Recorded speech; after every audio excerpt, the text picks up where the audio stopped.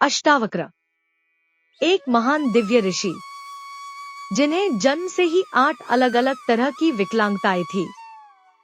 उनके बारे में कहा जाता है कि अष्टावक्र दुनिया के प्रथम ऐसे व्यक्ति थे जिन्होंने सत्य को जैसे जाना वैसा कह दिया। तो आइए जानते हैं कैसे अष्टावक्र ने राजा जनक को एक आत्मज्ञानी बना दिया। अष्टावक्र मतलब 8 तरह की विकलांगताएं। अष्टावक्र के शरीर में 8 तरह की विकलांगताएं थी, जो उनके पिता के द्वारा श्राप दिए जाने के कारण हुई थी, जब वह अपनी मां के कोख में थे। अष्टावक्र के पिता एक मशहूर संत और महान विद्वान थे, जिनकी चर्चा बहुत दूर दूर तक थी।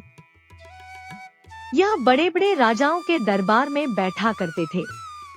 ज्यादातर यह हिंदू रीति रिवाजों में देखा गया है कि जब घर में पत्नी गर्भवती हो तो उन्हें अच्छे अच्छे ग्रंथ, अच्छी अच्छी बातें सुनाई जाती हैं, क्योंकि गलत और नकारात्मक बातें सुनने से बच्चे पर गलत प्रभाव पड़ता है और वह वही सीखता है।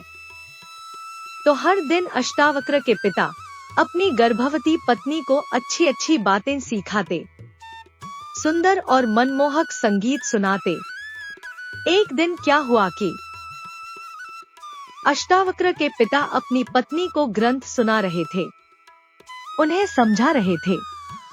तब अचानक उन्होंने एक आवाज सुनी, जो पिता के बात से पूरी तरह असहमत था।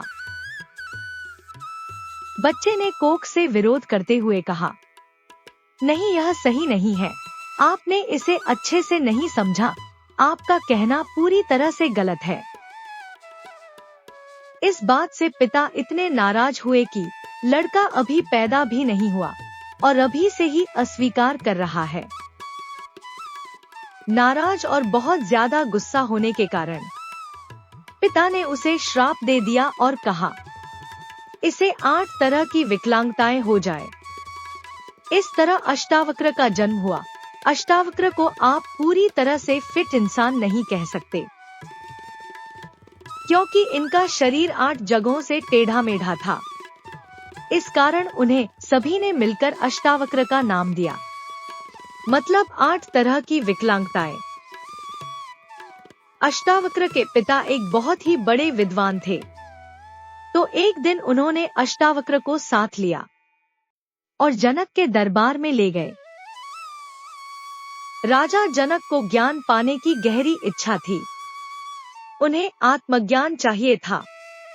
इस कारण वह बहुत बड़े बड़े आत्मज्ञानी, बड़े बड़े संत, दूर दूर से ऐसे महारथियों को बुलाते जो अपने किसी न किसी क्षेत्र में बहुत बड़े विद्वान थे।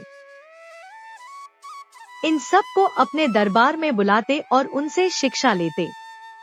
देखते देखते राजा जनक खुद एक विद्वान संत बन चुके थे, लेकिन उन्हें अब तक आत्मज्ञान प्राप्त नहीं हुई थी। सभी विद्वानों की तरह अष्टावक्र अपने पिता के साथ दरबार में राजा के सामने गए। जैसे ही राजा जनक ने अष्टावक्र को देखा, तो जवाब में अष्टावक्र ने भी राजा जनक को आंख से आंख मिलाकर देखा। नियम यह कहता है कि जब भी राजा आपको देखे तो आप भी उन्हें देखें और अपने सर को थोड़ा नीचे कर ले, जो कि सभी विद्वान करते थे। लेकिन अष्टावक्र ने ऐसा नहीं किया, वह बस सीधी आंखों से उन्हें देखते रहे। यह देखकर राजा जनक थोड़ा चौंक गए, क्योंकि वह एक विकलांग इंसान थे जो सभी इंसानों से अलग, लेकिन उनकी आंखें लोगों को प्रभावित करती थी। कुछ देर देखने के बाद अष्टावक्र बोले, यहाँ पर बैठे उन सभी विद्वानों को मैं सम्मान करता हूँ, लेकिन यह सभी लोग, यहाँ तक के मेरे पिता भी, आपको वह नहीं दे सकते जिसकी आपको तलाश है।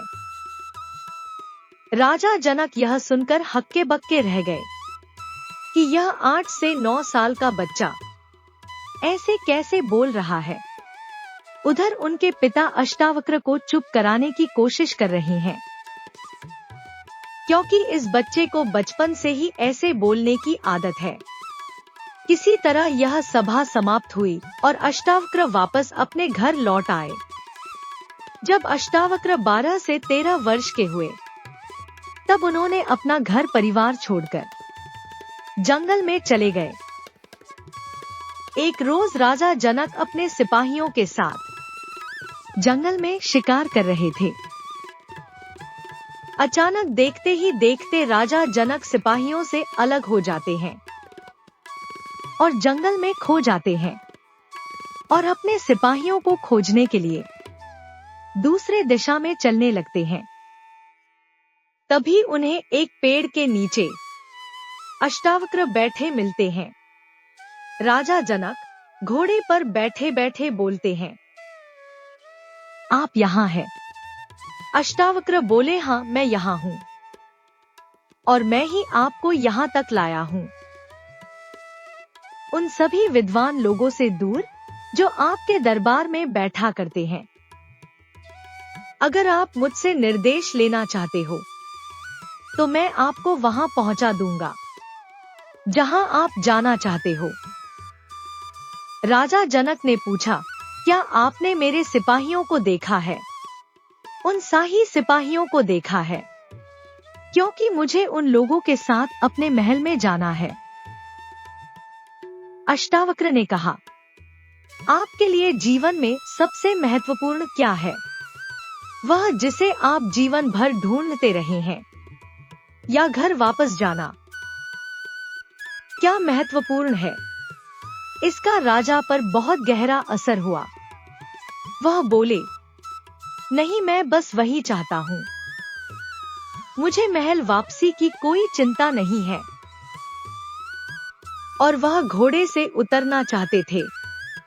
जैसे ही घोड़े से उतरने के लिए अपना एक पैर नीचे और एक पैर ऊपर किया, तभी अष्टावक्र बोले, रुको, वहीं रुक जाओ, वैसे ही रुक जाओ। इस असुविधा की स्थिति में ही राजा जनक को आत्मज्ञान की प्राप्ति हो गई। यह पहली जिन घटना थी जो 8000 साल पहले घटी। इस तरह राजा जनक को आत्मज्ञान की प्राप्ति हुई। बहुत बहुत धन्यवाद आपका। Please like and subscribe.